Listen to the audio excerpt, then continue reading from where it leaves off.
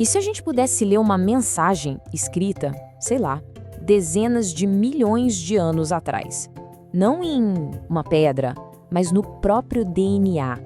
Pois é exatamente isso que vamos explorar agora, mergulhando nos segredos de uma planta que, olha, já desapareceu do nosso mundo há muito tempo. E tudo começa com isso aqui. Dá uma olhada nessa peça, é simplesmente incrível. Uma folha perfeitamente preservada em âmbar lá da República Dominicana. É uma verdadeira cápsula do tempo com uma idade que, está estimada entre 35 e 40 milhões de anos. A preservação é mas tão impecável que parece que a folha caiu da árvore ontem, né? Então, isso já levanta aquela grande questão que vai guiar toda essa investigação. O que é que uma única folha de tanto tempo atrás pode realmente nos contar sobre o passado do nosso planeta? Ok, então vamos lá. Antes dessa descoberta, os cientistas já tinham uma teoria, uma ideia de como era a família dessa planta. Só que essa teoria era baseada, olha só, inteiramente na sua aparência física. Essa área de estudo se chama morfologia. Para entender melhor, é como tentar montar a história de uma família olhando só para fotos antigas, sabe? Decidindo quem é parente de quem só pela aparência. E a teoria que todo mundo aceitava era basicamente esta aqui. Uma espécie primitiva da América do Sul, a Hymeneia oblongifolia, teria dado origem às espécies mais modernas. A espécie africana, essa era vista como uma prima mais distante ali na árvore genealógica. A hipótese, como estava lá na pesquisa original, era exatamente essa. Um ancestral comum deu origem às espécies da África e da América do Sul.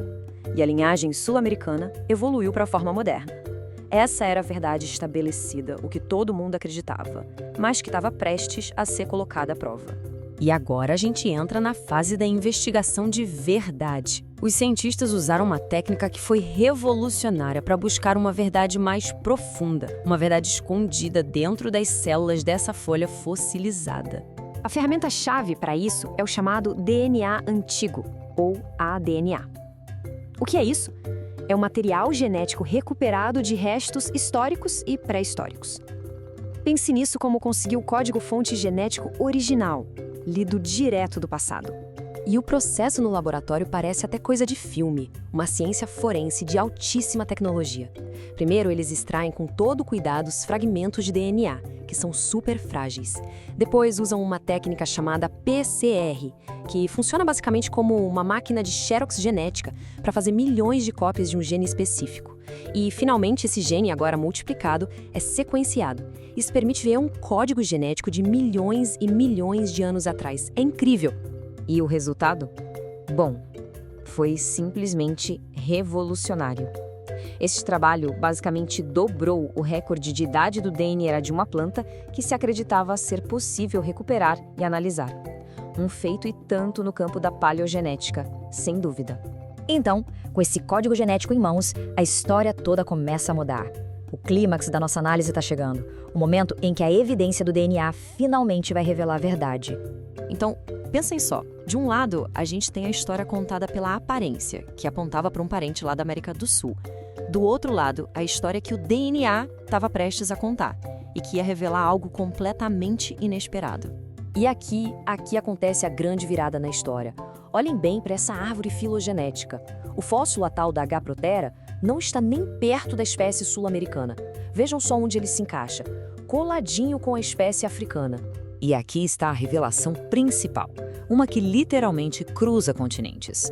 A análise de DNA mostrou, sem deixar dúvida, que o parente vivo mais próximo daquela planta antiga do Caribe é, na verdade, uma espécie que hoje vive na África. Isso, olha, não é só um palpite, não. A certeza estatística por trás disso é muito forte. Eles usaram um método chamado Bootstrap, que, para simplificar, é como reanalisar os dados centenas de vezes para ter certeza de que o resultado não é só uma coincidência, e chegaram a um valor de confiança de 84%. Isso indica uma relação genética real e forte. A ciência aqui é muito sólida. Então, o resumo da ópera é este. A árvore genealógica da família foi completamente reescrita. O parente mais próximo é africano. E o mais surpreendente é que o segundo mais próximo é a espécie H. corbaril, justamente aquela que era considerada avançada e bem mais distante. Uma reviravolta e tanto. Ok, vamos seguir em frente porque as implicações disso são enormes. A descoberta em uma única folha vai muito além de só corrigir um galho na árvore da vida. O impacto disso para a ciência é gigantesco. Então, vamos resumir os pontos principais. Primeiro, isso confirma que o âmbar é um conservante excepcional para o DNA antigo, um verdadeiro tesouro. Segundo, como vimos, dobra o recorde de idade do DNA de planta que se consegue recuperar. Terceiro, corrige a história de toda uma família de plantas. E, talvez o mais importante de tudo, nos força a repensar como os continentes e suas formas de vida estavam conectados lá no passado distante. E essa citação ilustra de forma brilhante a maior conclusão sobre a geografia biológica daquela época. O DNA dessa folhinha sugere que existiam pontes biológicas antigas entre os continentes que não eram totalmente compreendidas. Ou seja, a flora da África já foi mais próxima da flora do Caribe do que da flora da América do Sul, o que é, convenhamos, fascinante.